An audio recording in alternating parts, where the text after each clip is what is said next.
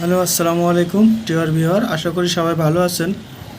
আজকে আমি যে ধরনের ভিডিওটা নিয়ে আপনাদের সামনে হাজির হয়েছি, মূলত সচরাচর আমি কোনো সময় এই ধরনের ভিডিও করে আপনাদের সামনে দিই না, কিন্তু আজকে বিষয়টা এত পরিমাণ খারাপ লেগেছে যার কারণে আপনাদের সামনে এই ভিডিওটি দেওয়ার জন্য বাধ্য হলাম।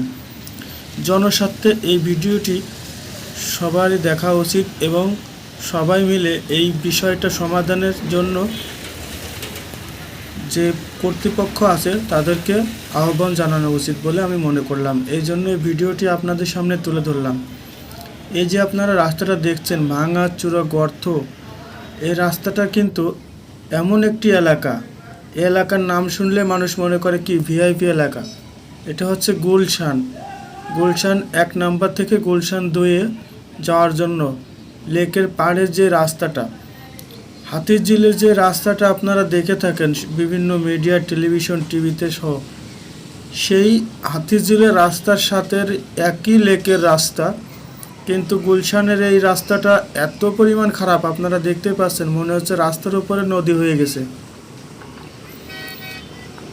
এই রাস্তাটা প্রায় 2 বছর যাবৎ ভাঙা অবস্থায় পড়ে আছে। যখন বৃষ্টি হয় তখন এই রকম অবস্থা হয়ে যায়, আর যখন শুকনার মৌসুম থাকে তখন এই রাস্তা ধুলার জন্য হাঁটা যায় না।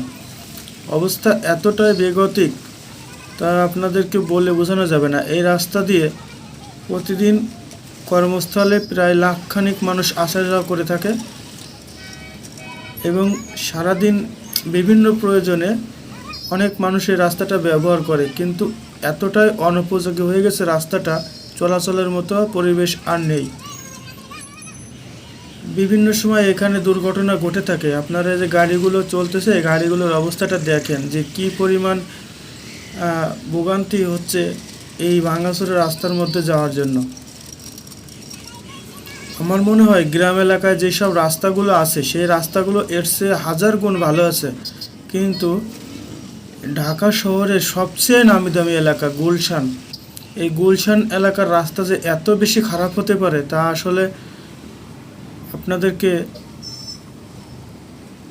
বোঝানোর মতো আর কোনো রাস্তা পাচ্ছে না। এই রাস্তাটা আপনারা দেখুন কতটুকু খারাপ। যে কোনো মুহূর্তে বড় ধরনের দুর্ঘটনা ঘটতে পারে এবং মানুষের জীবনেরও রিস্ক একটা থেকে যায় রাস্তা দিয়ে চলাচল করার। ফুটপাতে যে হাঁটার রাস্তাটা আপনারা দেখতে পাচ্ছেন, ফুটপাতের হাঁটার রাস্তাটা আগে অনেক সুন্দর ছিল, মানুষ হাঁটাচলা খুব স্বাচ্ছন্দ্যে করতে পারত।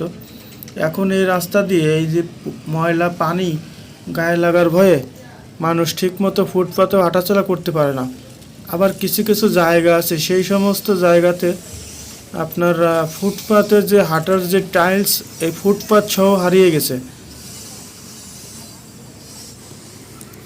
দেখে মনে হবে যে গ্রামের কোনো ডুবা নালার মধ্য দিয়ে এরা গাড়িগুলো চলাচল করতেছে। এত পরিমাণ বাজে একটা অবস্থা হয়ে গেছে এই রাস্তাগুলো।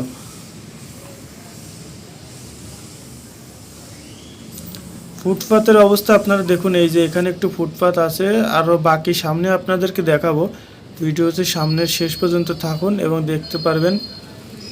আর রাস্তাটা এত পরিমাণ অনুপযোগী, এই যে এইখানে সিটি কর্পোরেশনের যেই মাটি ময়লার অফিস, দেখুন সিটি কর্পোরেশনের গাড়িগুলো ফুটপাত ছেড়ে একদম লেকের পাড়ে উঠে গেছে। এখানে ফুটপাত নেই, ফুটপাতগুলো ভেঙে বিলীন হয়ে গেছে।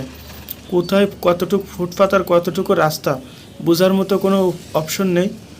পুরো সিটি কর্পোরেশন যারা রাস্তাঘাট পরিষ্কার পরিচ্ছন্ন রাখে তাদের অফিসের সামনে যদি এরকম অবস্থা হয়, বাদ বাকি আপনারা বুঝে নেন।